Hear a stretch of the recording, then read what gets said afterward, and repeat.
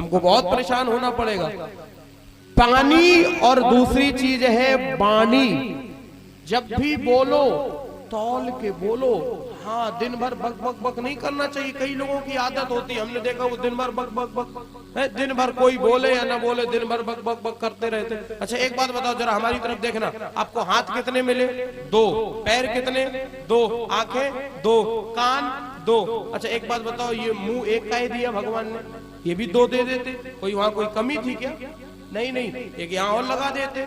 नहीं, भगवान ने ये समझाया है, देखो करना ज्यादा है, चलना ज्यादा है, देखना ज्यादा है, सुनना ज्यादा है, लेकिन बोलना कम है। ये दिन भर बक बक बक नहीं करना चाहिए। कई लोगों की आदत होती है, हमने देखा माई लोग भी सुन लो, दिन भर बोलती रहती, दिन भर कोई सुने या ना सुने, दिन भर बक बक बक। ये बहुत गलत चीज है। वाणी संयमित करिए। जिन लोगों को याददाश्त की समस्या है, जिनको याद नहीं रहता है, वो आप दिन में कम से कम 4 घंटे मौन रहने का प्रयास करिए। मौनम कलहो नास्ति, मौन से कलह नहीं होगा, वाणी संयमित होगी, संतुलित होगी।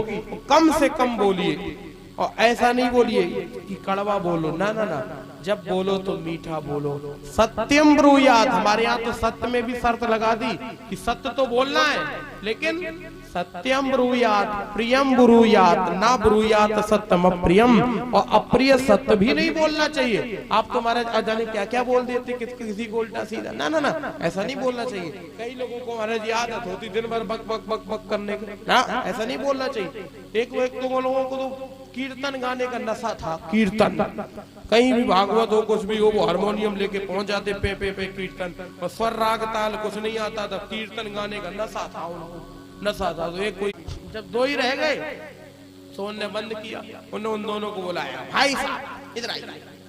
सब चले गए, आप दोनों आदमी बैठे रहे।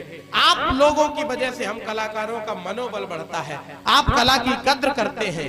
तो उन दोनों ने कहा भाई साहब आप गलत नंबर डायल कर रहे हैं। वो और सब लोग चले गए। हम दोनों लोगों की मजबूरी है, हम दोनों लोग टेंट वाले हैं, हम तो ये सोच रहे कितने जल्दी तुम जो बंद करो, हमें दरी समेटने, तुम बंद करो जी रामलीला, हम दरी समेटे महाराज। क्या जरूरत है तुम्हें ये, मेरे जब कोई सुने ही नहीं रहा तो काहे को बोल रहे। लेकिन आदत होती कई लोगों को, सुने न सुने दिन भर बक बक बक।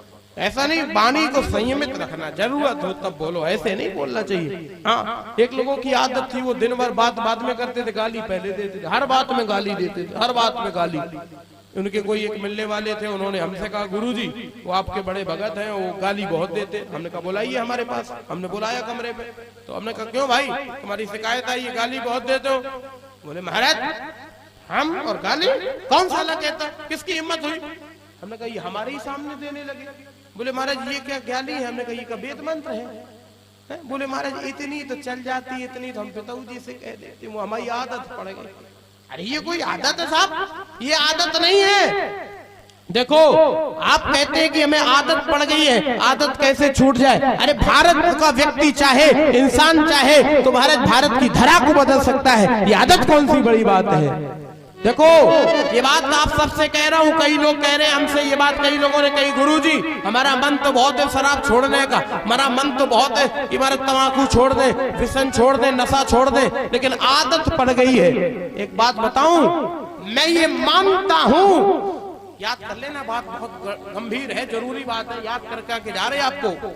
मैं ये मानता हूं कि आदत को बदलना ये आसान नहीं है, लेकिन मैं ये दावे से कह सकता हूं कि जो आदत ना बदल सका वो इंसान नहीं है।